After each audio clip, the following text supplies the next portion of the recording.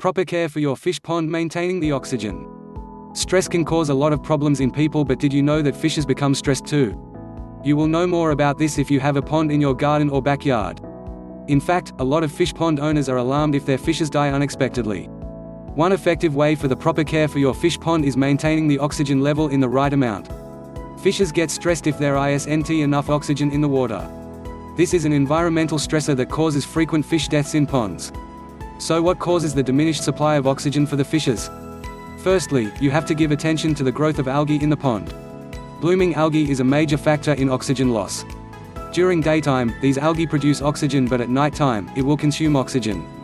If there is a large number of blooming algae in the pond, all the oxygen content of the pond is consumed, leaving the fishes to die very soon.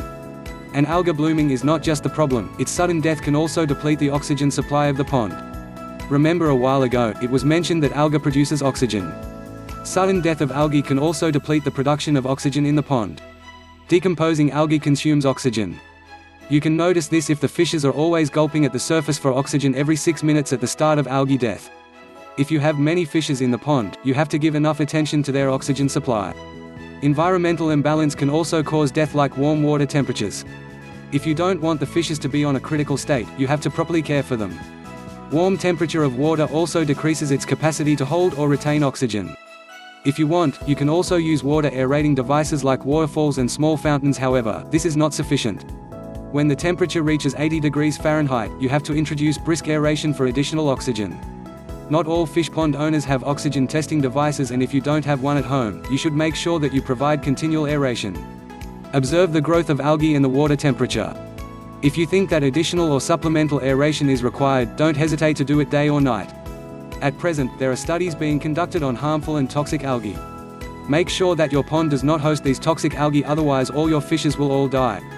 This type of algae is hard to identify, and so you must always keep a close watch over your pond. This is needed to efficiently maintain the pond's healthy environment. If you want, you can gather more information about these harmful algae online.